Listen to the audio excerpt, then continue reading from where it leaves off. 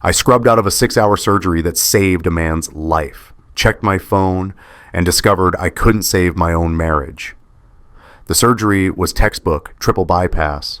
The patient was a grandfather, 61, 3 grandkids, wife of 40 years, waiting in the family room. His heart had 3 major blockages. 6 hours on the table. My hands never shook, not once. I'm Dr. Nathan Pierce, Chief of Cardiothoracic Surgery at Memorial Grace Hospital in Portland, Oregon. I've done this for 22 years, over 3,000 surgeries. I save lives every day. That's what I do. That's who I am. My surgical loops, those are the magnification glasses we wear.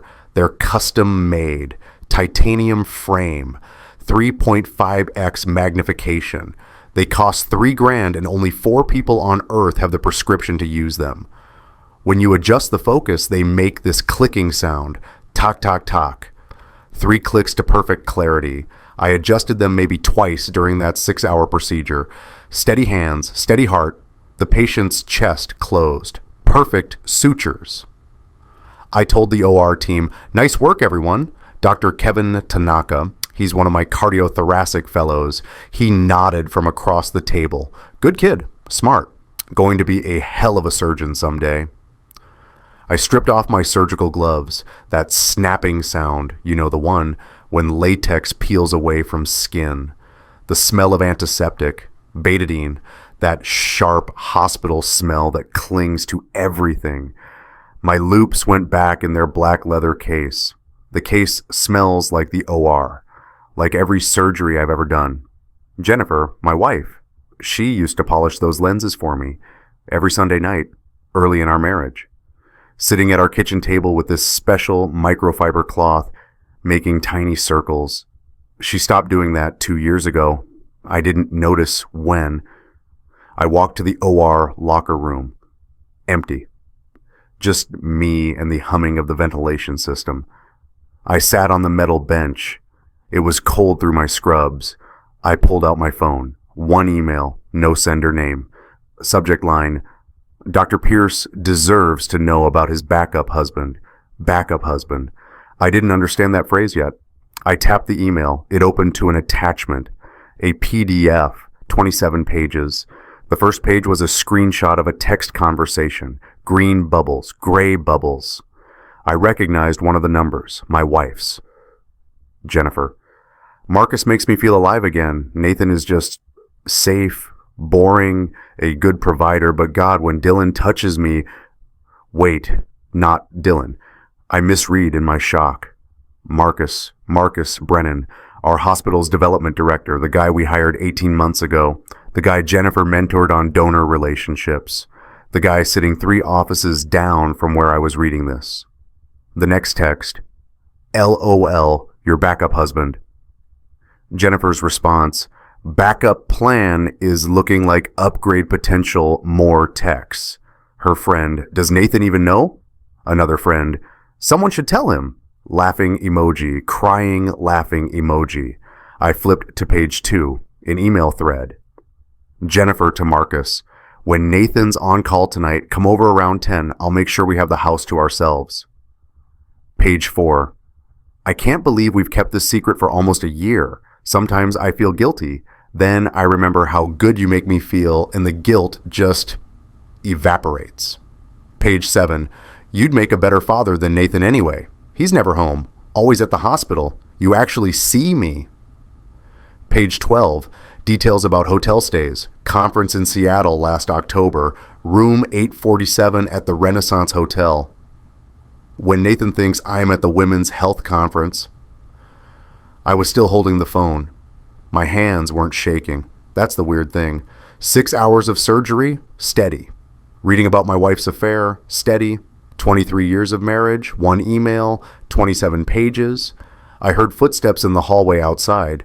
I shoved the phone in my pocket. The locker room door opened. Kevin. Hey, Dr. Pierce, hell of a surgery. Mr. Whitmore's family is already asking when he can meet you to say thanks. I stood up. Tell them tomorrow. I need to get home. He looked at me. Really looked. You okay? Fine, I said. Just tired. Kevin nodded, but his eyes stayed on me for a beat too long. He's smart enough to know when something's wrong. He didn't push it. I drove home on autopilot. The Portland rain, November drizzle on the windshield, wipers going back and forth, squeak thump, squeak thump. I tried to process what I'd read. 27 pages. Someone had compiled this. Someone sent it anonymously. Someone wanted me to know about my backup husband. Our house is in the West Hills. Nice neighborhood, big trees, good schools. Not that we needed those anymore. Our daughter Sophia is 24, first-year medical resident at OHSU, following in my footsteps. Cardiothoracic surgery. I was so proud of her. I pulled into the driveway. Jennifer's car was there. The kitchen lights were on. I sat in my car for a full minute. Engine off. Rain drumming on the roof. I could see her through the window, moving around the kitchen, making dinner. Normal, like every other Thursday for 23 years. I went inside. "Hey, honey," Jennifer's voice, bright, cheerful. She was at the stove, stirring something, pasta sauce, the smell of garlic and tomatoes. "How was the surgery?" "Good," I said. "A patient stable."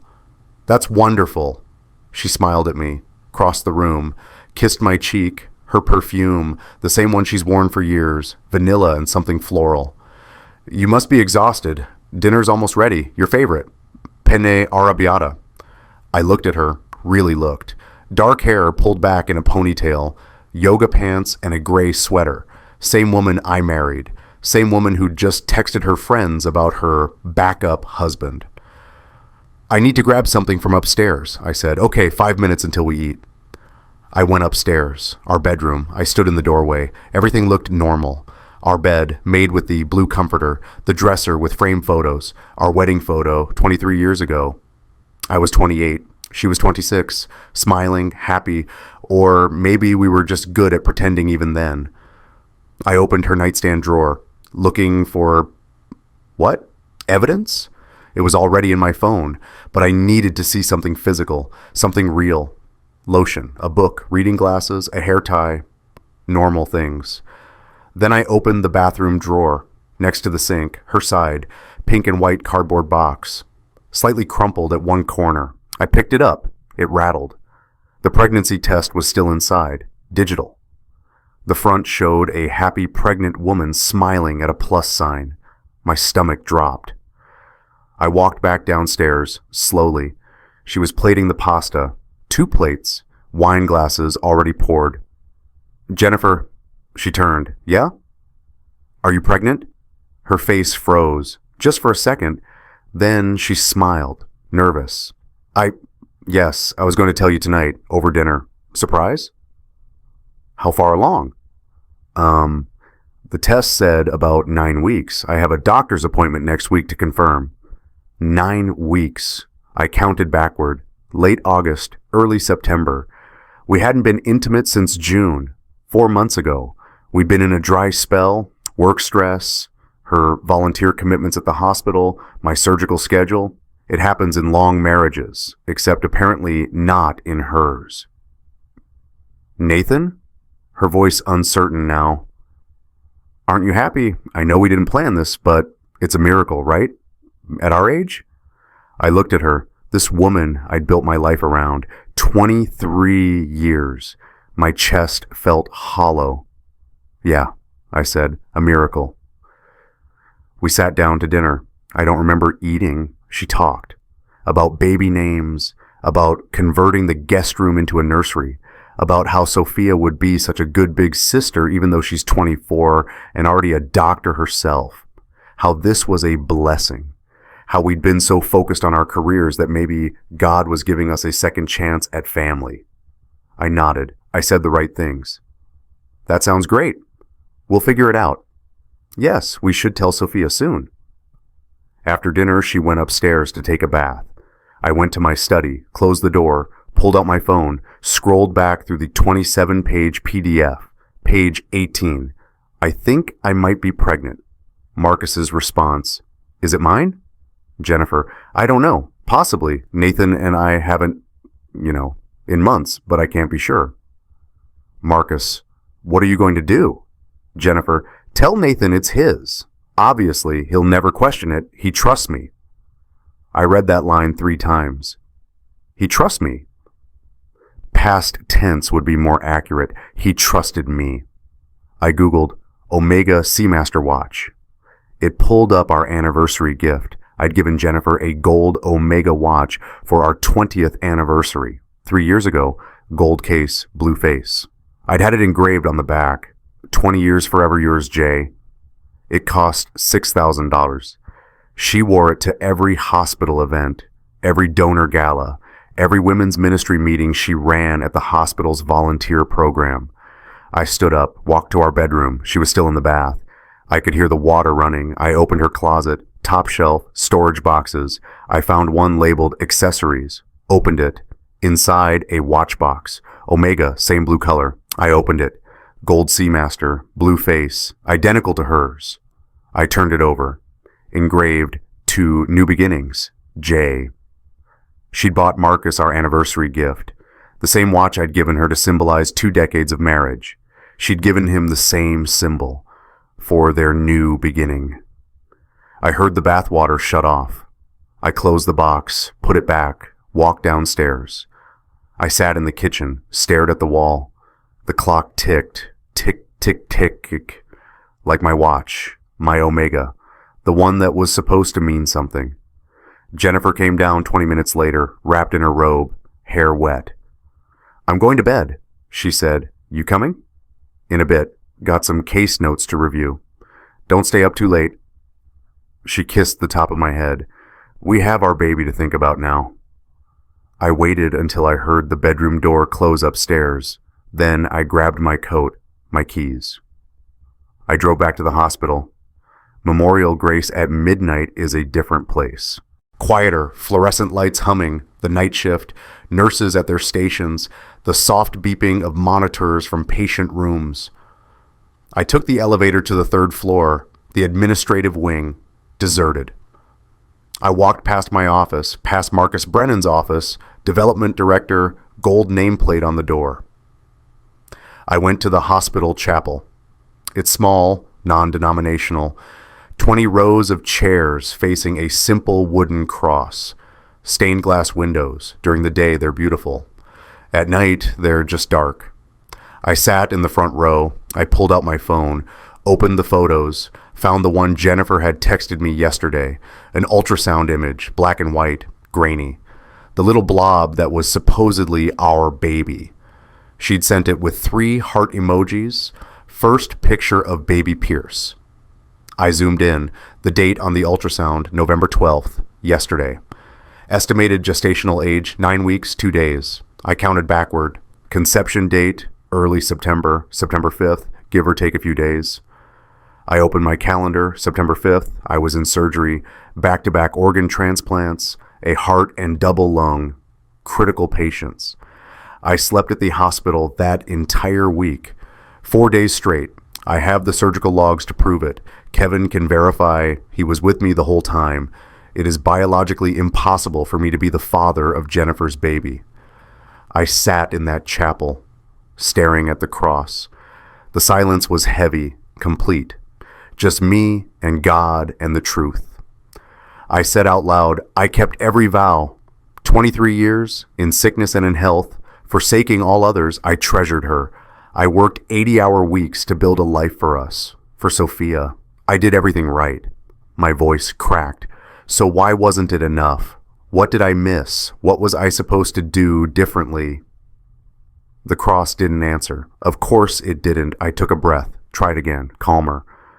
Or maybe I did exactly what I should have. Maybe sometimes faithfulness just hurts. Maybe the Hippocratic oath applies to more than medicine. First, do no harm. I'd taken that oath 25 years ago. Medical school, every surgery since, every patient. First, do no harm. But what about harm to yourself? What about staying silent when silence itself is the harm? I looked at the cross, made my decision. First, do no harm, including harm to myself by staying silent. I had 28 days until the hospital's annual charity gala, December 7th. 600 guests, black tie, $2 million in fundraising, the biggest event of the year. Jennifer was listed as one of the honorees, hospital volunteer coordinator. Marcus was the other honoree, development director of the year. They'd be standing on that stage together, accepting an award. While 600 people applauded, my name wasn't on the program, despite 22 years, despite 3,000 surgeries. I was expected to show up, smile, clap. I pulled the red gala invitation from my coat pocket. I'd gotten it last week, heavy cream cardstock, gold embossed lettering, red foil border. It smelled faintly like vanilla, fancy paper stock. I ran my finger over the raised text. Memorial Grace Hospital Annual Charity Gala, honoring our volunteer excellence, Jennifer Pierce and Marcus Brennan. I folded the invitation, put it back in my pocket. Everyone will know what Volunteer of the Year really means. I didn't sleep that night. At 6 a.m., I was in my office at the hospital. I Googled Private Investigator Portland, Oregon. Found one with good reviews. Specializes in infidelity cases. His name was Robert Chen, former police detective. His website said, evidence that holds up in court. I called at 8 a.m. when his office opened. Chen Investigations. My name is Nathan Pierce. I need to hire you. What's the situation? My wife is having an affair with a coworker. I have emails, text messages. I need physical evidence, timestamps, locations, something that holds up legally. Hospital employee badge swipes, he said immediately. If they're using building access after hours, security logs will show it. I'll need authorization to pull those records. I'm chief of surgery. I can get you authorization. Then we start today. 5,000 retainer. I'll have preliminary findings in 72 hours. I gave him my credit card, personal card, not the joint account. 3 days later, Robert Chen arrived at my office with a manila folder. Thick, heavy, maybe 40 pages inside. He slid it across my desk. Your wife and Marcus Brennan, he said. Security access logs for the past 6 months. Jennifer Pierce's volunteer badge was used to access the hospital development office suite 34 times between 10 p.m. and 2 a.m. Marcus Brennan's badge shows access within 4 minutes of hers. Every single time. He pulled out a small black USB drive. Hospital security logo sticker on the side. He set it on my desk. It made a small plastic click against the wood. Security camera footage, parking garage, development office hallway, time-stamped. The cameras don't lie, Dr. Pierce. I picked up the USB drive. It was light, maybe an ounce. This tiny piece of plastic contained visual proof. I could feel my pulse in my thumb where I held it. There's more, Chen said. Hotel records, Seattle Renaissance Hotel, October 15th, 2024. Your wife's name on the guest registry, but she checked into Marcus Brennan's room, room 847. Never used her own assigned room. The hospital sent them both to that conference. Correct, the hotel bill was charged to the hospital expense account. That's misuse of non-profit funds. That's not just an affair, Dr. Pierce. That's an ethics violation. I opened the folder. Inside were printed screenshots, photos, badge swipe logs, and neat tables, dates, times, down to the minute. Jennifer's badge, 11:43 p.m. Marcus's badge, 11:47 p.m. over and over. September 12th, September 19th, October 3rd, October 10th, a pattern. Every Thursday when I worked late, every Friday when I had early Saturday surgeries and slept at the hospital. She'd made a schedule around my absences. Thank you, I said, and send me your final invoice. Chen stood to leave. At the door, he turned back. Dr. Pierce, I've done this work for 15 years. I've seen a lot of marriages end. This one, he gestured at the folder. This is premeditated, calculated. She knew exactly what she was doing. I'm sorry. After he left, I sat alone with the evidence. I picked up my phone, called Kevin Tanaka. Kevin, I need a favor. No questions asked. Sure, Dr. Pierce, what do you need? Can you pull overnight security footage, development office hallway, third floor, past 6 months? Pause. That's a big ask. That's restricted access. I know. I need it anyway. Longer pause. Give me 2 days. 2 days later, Kevin showed up at my office at 7 a.m. before morning rounds. He closed the door, pulled out an identical black USB drive from his pocket, set it next to Chen's. I don't know what's going on, Kevin said quietly, but I saw enough of the footage to have questions. Questions I'm not going to ask. This USB has everything from the last 6 months. Third floor hallway, parking garage, time stamped. I looked at him. This kid, well, he's 38, but I still think of my fellows as kids, just risked his career for me. Why? I asked. Because you saved my patient 3 weeks ago when I froze during that emergency thoracotomy. You didn't have to scrub in. You were off duty. You came back because I called you. You saved that woman's life because I wasn't good enough yet. He met my eyes. I'm returning the favor. After Kevin left, I plugged in the USB, watched the footage, grainy, black and white, but clear enough. Jennifer and Marcus entering the development office. 11:47 p.m., door closes. Lights on inside. You can see the glow under the door. Lights turn off. 2:13 a.m., they exit, 4 minutes apart. Professional distance, except the cameras caught them in the parking garage too. Entering his car, sitting, talking. Then the car rocked slightly. I stopped the video. I needed to confront Marcus before I did anything else. Before lawyers, before the hospital CEO, before Sophia. I needed to look him in the eye. I found him in the parking garage. Level 3, late afternoon. He was walking to his car. Silver Audi, expensive, probably bought with his fundraising bonuses. Marcus, he turned, saw me. His face did this thing, micro-expression, fear, then forced smile. Dr. Pierce, hey, how are you? Open your trunk. What? Open your trunk. I don't understand. I stepped closer. You have something of mine. I want it back. He fumbled with his keys, popped the trunk. I looked inside. Gym bag, briefcase, overnight bag. I grabbed the overnight bag, unzipped it. Inside, clothes, toiletries, and a black leather case. I pulled it out, opened it. My surgical loops, titanium frame, custom prescription. The case still smelled like the OR, like antiseptic and latex and the 3,000 surgeries I'd performed. These are custom made, I said. My voice was very calm, very quiet. They cost $3,000. Only 4 people on Earth have the prescription to use these loops. I'm one of them. You're not. I looked at him. Did Jennifer bring you to watch me operate? Did you stand in the observation gallery and try them on? Did you play surgeon? Marcus's face went white. It wasn't, I was curious. You wanted my life so badly you literally tried to see through my eyes. Dr. Pierce, you've been sleeping with my wife for almost a year. You got her pregnant. You used hospital funds to take her to hotels. You used hospital badge access to meet in the development office. And you tried on my surgical loops like you were trying on my identity. He backed up against his car. I didn't mean, it just happened.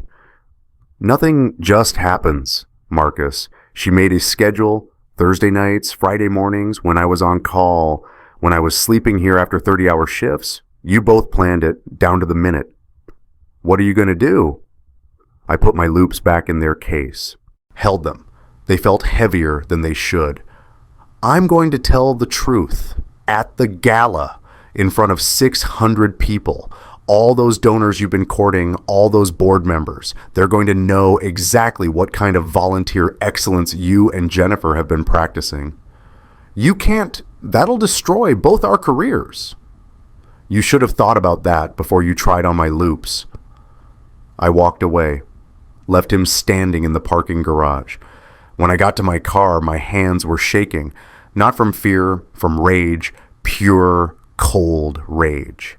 The next day, Dr. Patricia Goodwin, the hospital CEO, called me to her office. Patricia's 56, been CEO for 8 years. She was my attending when I was a resident. She taught me half of what I know about cardiothoracic surgery before she moved into administration. Her office is on the 5th floor, corner office, windows overlooking downtown Portland. The rain was coming down hard outside. Gray sky, gray city. "Nathan, sit down." I sat. She had the red gala invitation on her desk. Next to it, a printed email. I recognized my name on the email thread. "The board is concerned," she said. "About what?" "About rumors, about your personal situation with Jennifer and Marcus Brennan." "Rumors?" "Marcus came to me yesterday, said you confronted him in the parking garage, made threats about the gala." "I didn't threaten him. I told him the truth, that I'm going to tell the truth." Patricia rubbed her temples. "Nathan, I'm going to be direct. The board has asked me to ask you to wait until after the gala, after we've secured this year's donations, after the event is over." I stared at her. "You want me to stay silent?" "I want you to consider the bigger picture. This gala raises over $2 million annually. That money funds research, equipment. It pays for uninsured patients' surgeries. It keeps this hospital running. So corruption is okay if it's wrapped in charity." "That's not what I'm saying. Patricia, you're asking me to stand in that ballroom and watch my wife and her lover accept an award for volunteer excellence while I smile and clap. You're asking me to lie by omission so donors feel comfortable writing checks." She leaned back in her chair, silent for a long moment. "What does that say about this hospital?" I asked. What does that say about us?" "It says we're pragmatic, that we understand the difference between personal matters and institutional needs." "First, do no harm." I said it quietly. "That's what we swear. The Hippocratic Oath. Every doctor in this building. First, do no harm." "This isn't about patient care. It's about integrity. Staying silent is harm. Harm to the hospital's actual values. Harm to every employee who believes this place stands for something. Harm to Sophia, my daughter, who needs to see that truth matters more than money. And harm to myself. I won't do it." Patricia was quiet. Then, "If you do this, the board will not support you." "I know. Donors will be angry. Some will pull funding." "I know. Marcus will be fired. Jennifer will face consequences. This will be in the news." "Good. Maybe it should be." She studied me. Her eyes were tired. "You were always the best surgeon I trained. You know why? Because you never cut corners. Even when cutting corners would have been easier, even when the outcome would have been the same." She sighed. "I can't stop you from speaking at the gala. It's your right, but I can't protect you from the fallout either. I'm not asking you to." I stood to leave. "Nathan." Her voice stopped me at the door. "For what it's worth, off the record, I think you're right, and I think I've been CEO for too long. I've forgotten what we're supposed to stand for." I left her office, went straight to the OR. I had a routine valve replacement scheduled. Simple. I could do it in my sleep, except my hands wouldn't stop shaking. I stood at the scrub sink, watched my hands under the water, trembling. I made fists, opened them, still shaking. The attending anesthesiologist, Dr. Sarah Kim, she walked past, saw me. "Dr. Pierce, you okay?" "Fine, just cold." But we both knew that was a lie. The scrub room is always 72 degrees. I finished scrubbing, walked into the OR. Kevin was already there, assisting. The patient was under, chest prepped and draped. I held out my hand for the scalpel. The scrub nurse placed it in my palm. The weight felt wrong. Everything felt wrong. I positioned for the first incision, pressed down. My hand jerked. The blade skipped, not deep, just surface, but it skipped. Kevin looked up, met my eyes over our masks. I tried again, same thing, tremor. I've done 3,000 surgeries. My hands have never shaken in an OR. Not once. Not during my first surgery as a resident. Not during emergency traumas. Not during 16-hour transplants. Never. Jennifer didn't just break my heart, she broke my hands. Dr. Tanaka, I said quietly, please take over. Dr. Pierce, take over. I'm scrubbing out. Moist Eye handed him the scalpel, walked out of the OR. For the first time in 22 years, I walked away from an open patient. I went to the locker room, sat on that same metal bench, put my head in my hands. Kevin found me 20 minutes later. He'd closed. The patient was stable, recovery room. He sat down next to me, didn't say anything for a while. Then, I saw the security footage. Before I gave you the USB, I saw enough. Kevin, you don't have to explain. He paused. You saved my patient because I wasn't ready. Today I saved yours because you weren't ready. That's what we do. We show up for each other. I nodded, couldn't speak. Whatever's happening with Jennifer, Kevin said, whatever you need to do about it, do it. But don't let it take away who you are in this OR. Don't let her take that from you, too. 2 days later, the paternity test results arrived. I'd filed them through my lawyer. Legal chain of custody. It came by courier to my office. Manila envelope, heavy paper. Medical testing company logo embossed on the front. I opened it alone. Pulled out the report. Clinical language, DNA markers, percentages. I skipped to the last page. Probability of paternity, 99.97%. Marcus Brennan is the biological father. I sat there, stared at that number, 99.97%. No ambiguity, no maybe, no possibility. I was wrong. I picked up the phone, called my lawyer. File the divorce, cite adultery, attach the paternity results, and file the ethics complaint with the hospital board. Misuse of funds, misuse of hospital access, everything. That makes the divorce public record, my lawyer said. The media will find it. I know. Are you sure? File it. 4 days until Thanksgiving. Sophia called. Dad, I'm coming home for Thanksgiving. I miss you. Can't wait to see you and Mom. My stomach dropped. That's great, honey. Can't wait.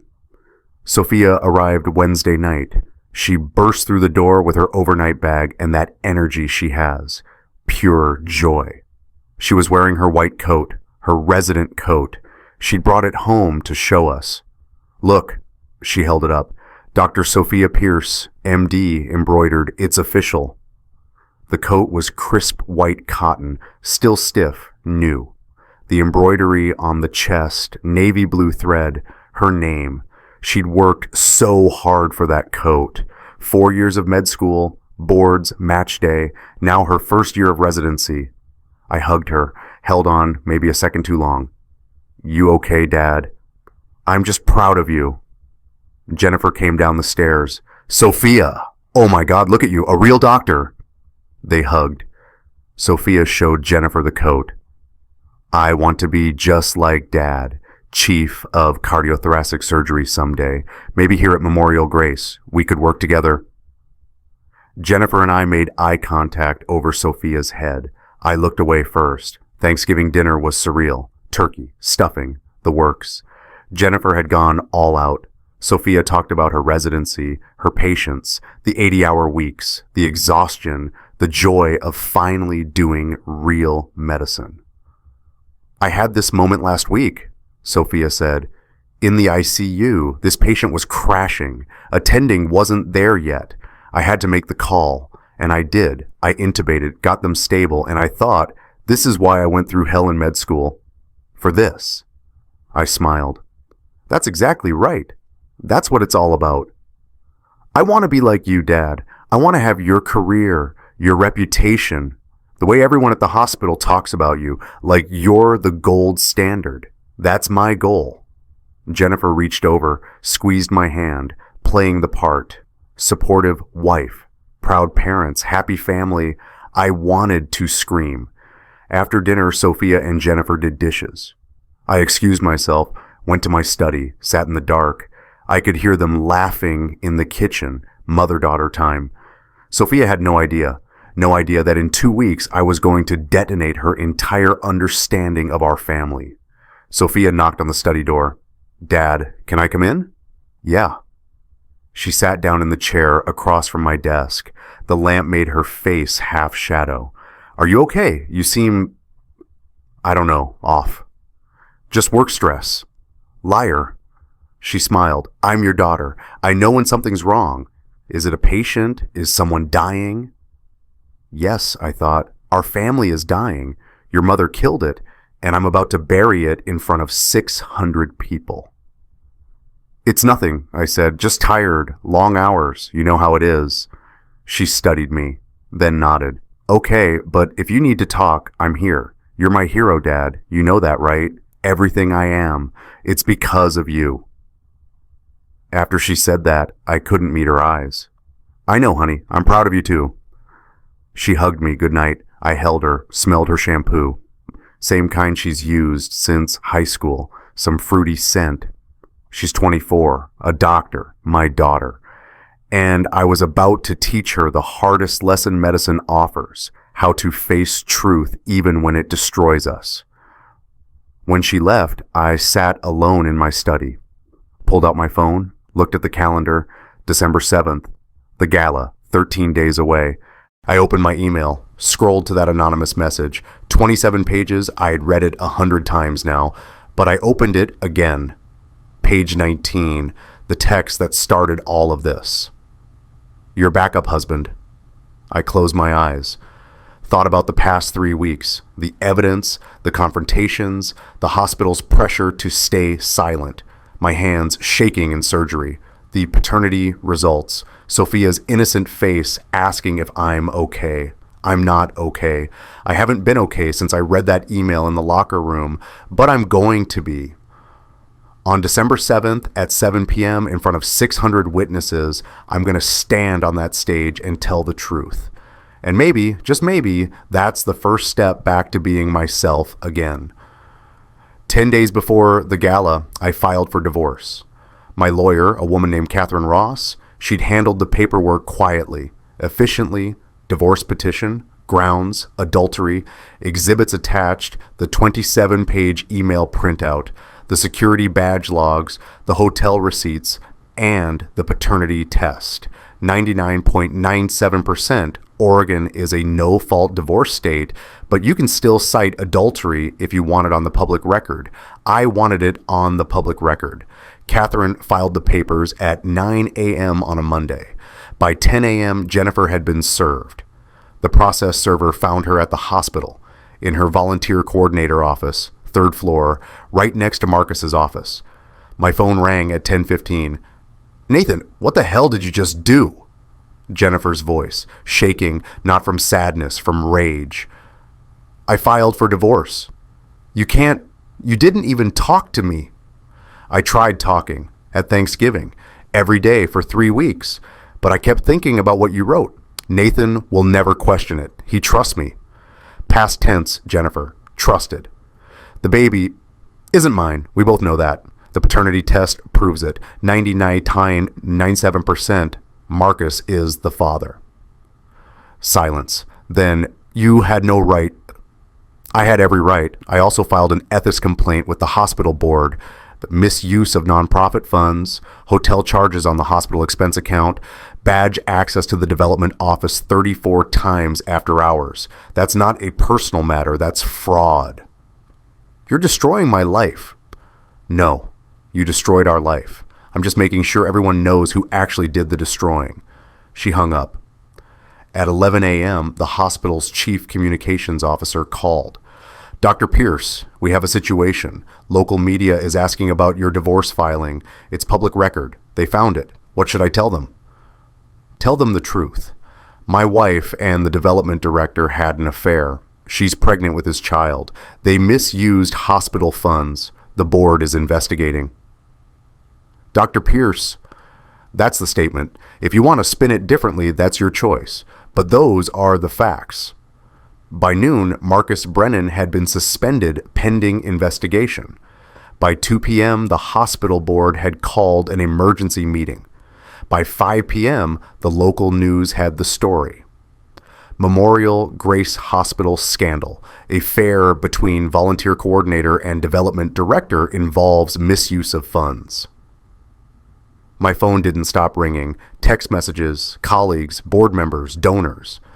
Everyone had an opinion, some supportive, most shocked.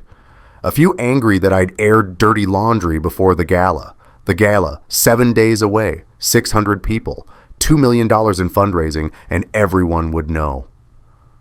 I needed to tell Sophia before she heard it from the news, before hospital gossip reached her residency program, before someone sent her the articles. I texted her, "Can we meet for coffee tomorrow? Important, just you and me." She replied immediately, "Of course, is everything okay?" I stared at that question. Is everything okay? See you tomorrow, Memorial Grace Cafeteria, 2 p.m. The next day, I got to the cafeteria early, found a corner table, away from the main flow of traffic. The cafeteria was busy, lunch rush winding down, doctors in scrubs, nurses, administrative staff, the smell of coffee and industrial food, the clatter of trays and silverware. Sophia arrived at 2:03. She was wearing her white coat, her resident badge clipped to the pocket. She saw me, smiled, waved, crossed the cafeteria. She sat down. "Hey, Dad, got your text. What's up? You sounded serious." I'd rehearsed this in my head 100 times. Every version sounded terrible. "Sophia, I need to tell you something, and it's going to be hard to hear." Her smile faded. "Okay." I pulled out a folder, the same manila folder Chen had given me, but I'd removed the explicit parts, the graphic details. I'd left the badge logs, the hotel receipt, a few of the less explicit emails, enough to prove the point without traumatizing my daughter. "Your mother has been having an affair with Marcus Brennan, the development director, for almost a year." Sophia blinked, didn't move, didn't speak. "I found out 3 weeks ago, anonymous email, 27 pages of evidence. Since then, I've hired a private investigator. I've filed for divorce. And yesterday, the hospital board opened an ethics investigation." I slid the folder across the table. "You don't have to read this, but if you want to know the details, they're here. I edited out anything graphic. This is just the proof. Badge swipes, hotel records, a few emails." Sophia picked up the folder, opened it, started reading. I watched her face, watched the emotions cycle through. Confusion, disbelief, understanding, pain. She got to the badge logs, the dates, the times. She stopped. Her hand went to her mouth. "Thursdays," she said, whispered, "These are all Thursdays. That's when you work late." "Yes." She scheduled it, around your schedule. "Yes." A tear fell on the paper, then another. She looked up at me. "Dad, how long have you known?" 3 weeks. "You knew at Thanksgiving when I was home, when we had dinner, you were carrying this alone. I didn't want to ruin your holiday. You," her voice broke, "you let me talk about how proud I was of you, how I wanted to be like you, and you were..." She couldn't finish. She stood up, walked around the table, hugged me hard. People were watching. 2 doctors in white coats, crying in the corner of the cafeteria. I didn't care. "I'm so sorry," she said. "I'm so sorry this happened to you." "Sophia..." "No. Listen, you knew for weeks, and you still helped me prep for my boards. You still called me every Sunday. You still sent me those stupid dad jokes by text. You were carrying this nightmare, and you still showed up for me. That's what love actually is." I held her, my daughter, Dr. Sophia Pierce. 24 years old, smarter than I ever was, braver than I ever taught her to be. "There's more," I said when she sat back down. "Your mother is pregnant 9 weeks. The baby isn't mine. Paternity test confirmed it. Marcus is the father." Sophia closed her eyes. "Oh my God."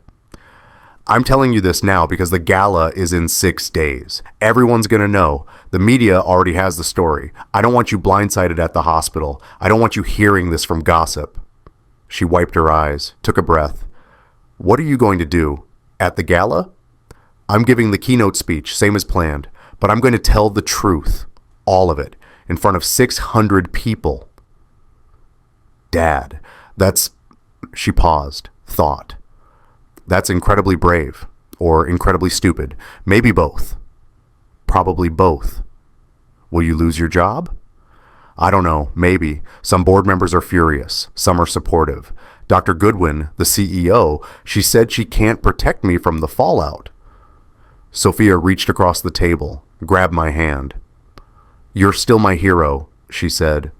That hasn't changed. If anything, I respect you more, because you're showing me something they don't teach in med school. How to stand up for truth when everyone wants you to stay quiet. How to have integrity when it costs everything. I squeezed her hand. For the first time in 3 weeks, I could breathe. I love you, Sophia. I love you too, Dad. She stayed for another hour. We talked about the divorce, about what happens next, about the baby. She asked if I was okay, really okay. I told her the truth. No, not yet, but I would be. When she left, she hugged me again. I'm coming to the gala, front row. I want to be there when you do this. You don't have to. Yes, I do. You showed up for me my whole life. I'm showing up for you now. December 7th arrived faster than I expected. The day of the gala. I woke up at 5 a.m., couldn't sleep. I went to the hospital early, did morning rounds, checked on post-op patients, everything routine. Normal, except nothing was normal. At 2 p.m., Marcus Brennan cleaned out his office. Security escort. He didn't meet my eyes in the hallway. Jennifer hadn't been fired yet, but she'd taken a leave of absence. Family emergency.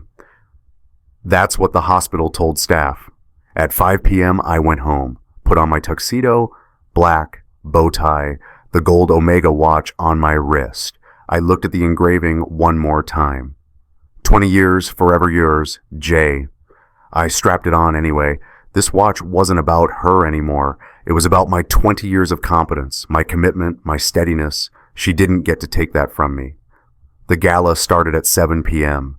Memorial Grace Hospital's grand ballroom, crystal chandeliers, round tables with white tablecloths, centerpieces, a stage at the front with a podium and a massive projection screen, 12 feet wide, professional AV setup, 600 people, board members, major donors, hospital staff, local media, everyone in formal wear, black ties and evening gowns.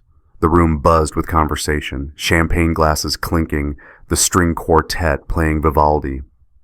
I arrived at 6:45. Sophia was already there, front table. She'd worn a navy blue dress, professional, dignified. When she saw me, she stood up, came over. You ready? She asked. No, but I'm doing it anyway. At 7:15, Dr. Goodwin took the stage, welcomed everyone, thanked the donors, talked about the hospital's mission, healing, service. Integrity, that word hung in the air. Integrity.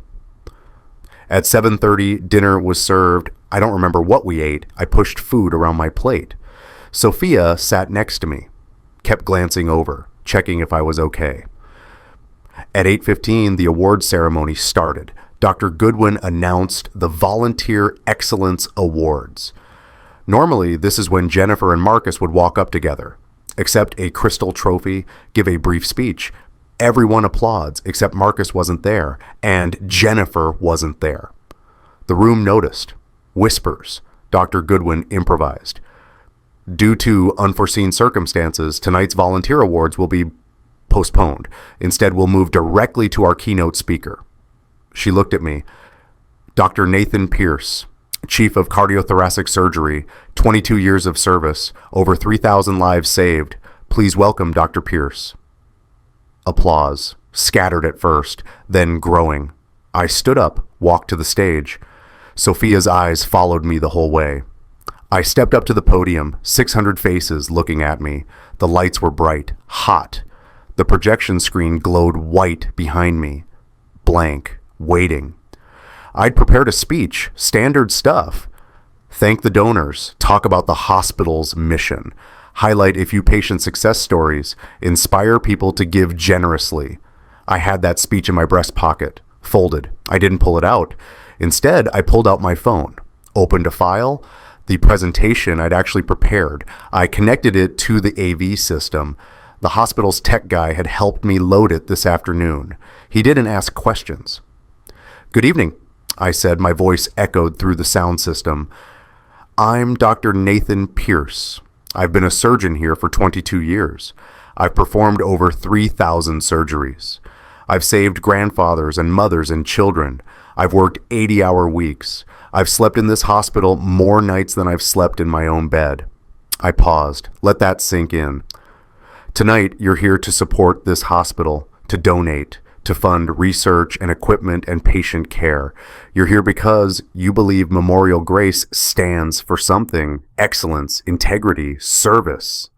I clicked the remote in my hand. The first slide appeared on the 12-foot screen. It was the Red Charity Gala invitation, enlarged. Honoring our volunteer excellence, Jennifer Pierce and Marcus Brennan. These are the two people who were supposed to be honored tonight: my wife, Jennifer, and our development director, Marcus Brennan. They were going to stand up here together, accept an award while you applauded. Another click, the next slide, a screenshot, text messages, green bubbles and gray bubbles, Jennifer's phone number at the top, the text enlarged so everyone in the room could read them. Marcus would make a better husband anyway. Jennifer's response: "Backup plan looking like upgrade." The room went silent, completely silent. 600 people reading the same text at the exact same moment. I let the silence hold. 2 seconds, 3, 5. "This is what your hospital volunteer coordinator of the year texted her friends 6 months ago about the development director, about her backup husband." Another click, another screenshot, email thread.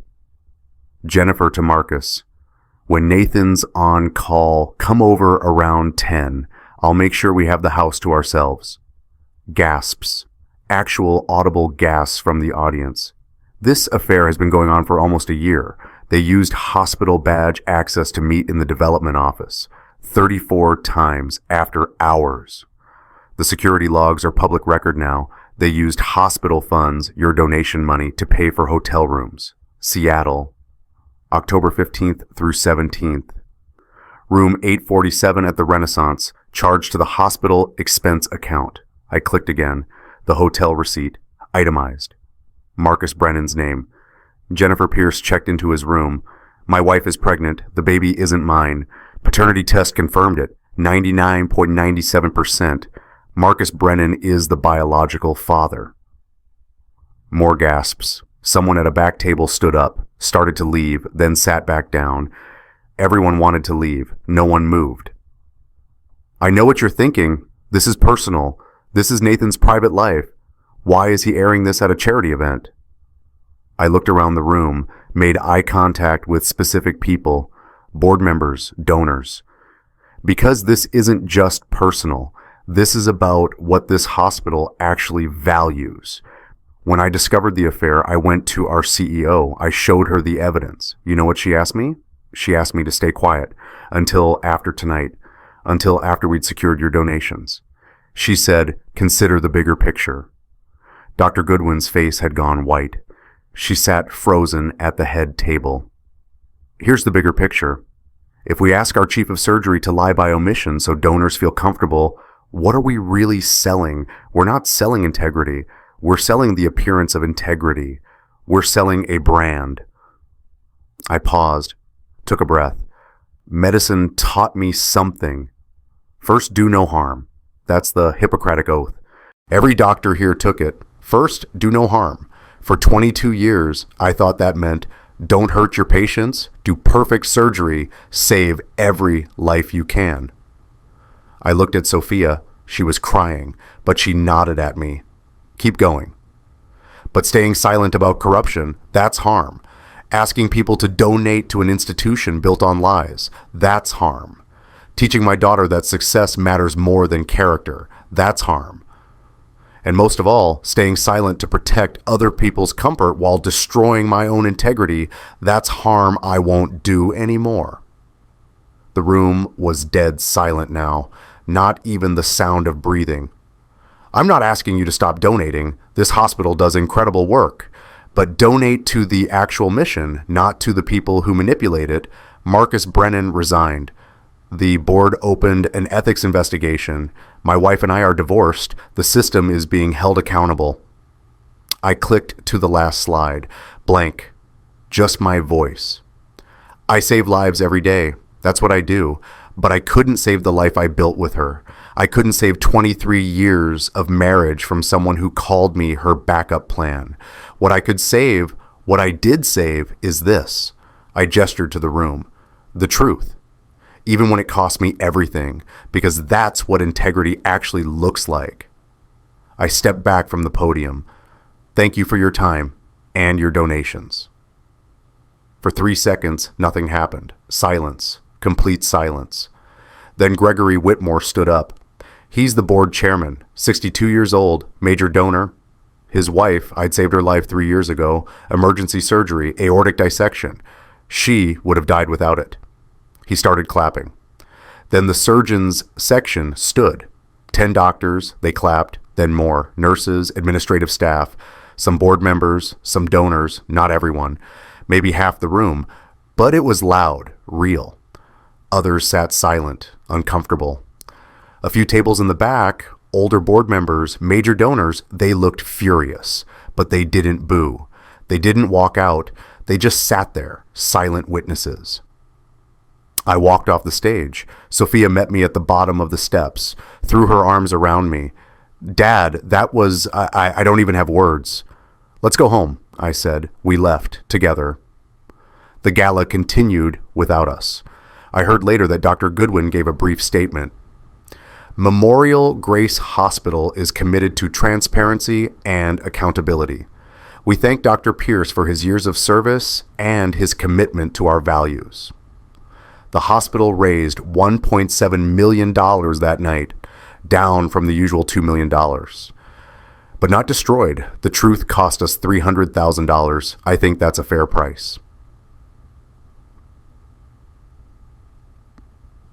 The months after were hard. Divorce proceedings, depositions, asset division. The house went to me. Jennifer moved in with her sister. Marcus found a job in Seattle. Left Portland entirely. Jennifer's pregnancy progressed. I didn't ask for updates. Sophia did, though. She stayed in contact with her mother. Boundaries, compassion, but not reconciliation. June 2026, 8 months after the gala. Sophia called me at 2 a.m. Dad, Mom's in labor. She's at Memorial Grace. She asked if you'd come. Why would I? Not for her, for me. I'm here. It's weird and I don't want to be alone. I drove to the hospital. Labor and delivery, 4th floor. I'd been to this floor exactly once before, when Sophia was born, 24 years ago, different lifetime. Sophia met me in the waiting room. She's in room 407. Marcus is in there with her. I'm not going in. I know. I needed you here. We sat together, waiting room chairs, vinyl, uncomfortable. The TV was on, some late night infomercial. We didn't watch it. At 4:17 a.m., a baby girl was born, healthy, 7 pounds, 3 ounces. The nurse came out to tell us. Does the father want to come in? I'm not the father, I said, but thank you. An hour later, Sophia went into the room. She came back 15 minutes later. Mom wants to talk to you? Sophia, just for a minute, please, for me. I went to the doorway, didn't go in. Jennifer was in the hospital bed, exhausted, pale. The baby was in her arms, wrapped in a pink blanket, tiny, perfect, innocent. Marcus sat in the corner. He looked terrified. Nathan, Jennifer's voice was hoarse. Thank you for coming. I came for Sophia. I know. She looked down at the baby. We've decided, Marcus and I, we're placing her for adoption. I didn't say anything. There's a couple. They've been on the waiting list for 7 years. They can't have children. Open adoption. We'll still know her, but she deserves parents who chose each other, who are ready, who can give her stability. That's your decision. It is. She looked up at me.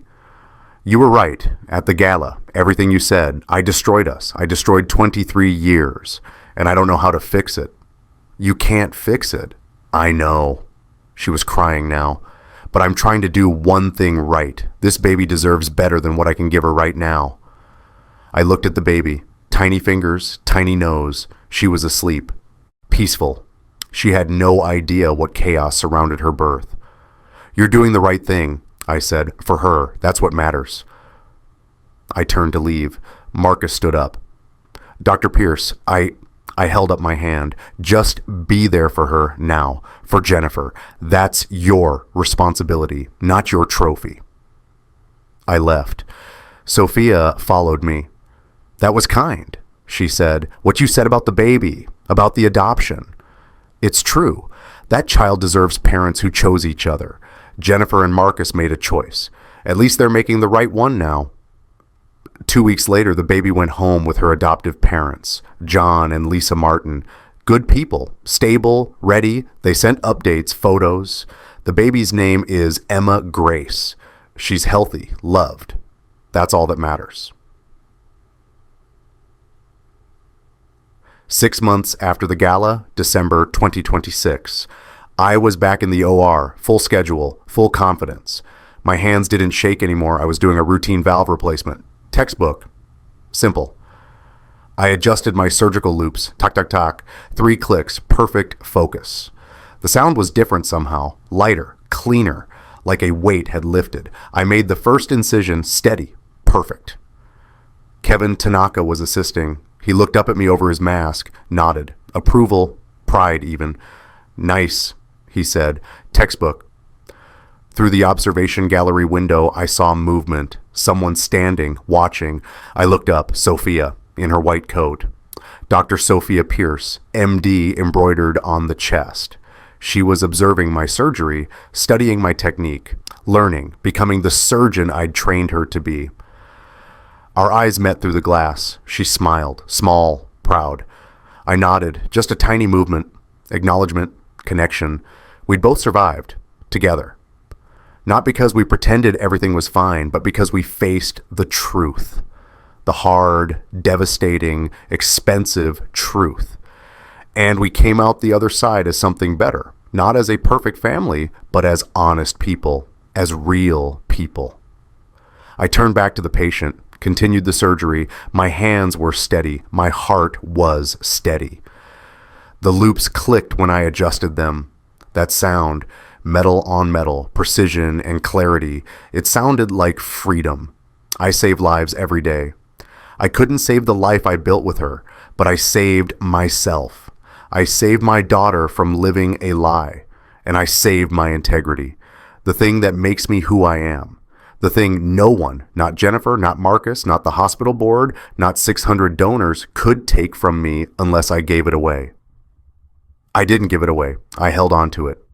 Even when it cost me everything, even when it hurt, even when everyone wanted me to stay quiet. First, do no harm, including harm to yourself by compromising who you are. That's the oath I kept. That's the life I saved. My own.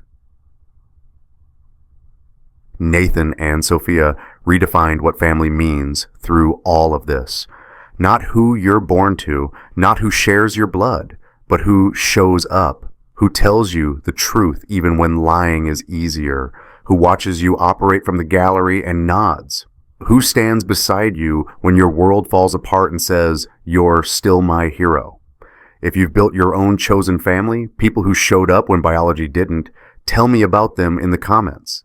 I'd love to hear those stories, and if this story moved you, I tell stories about integrity, second chances, and what it costs to do the right thing when everyone's watching. I'll see you in the next one.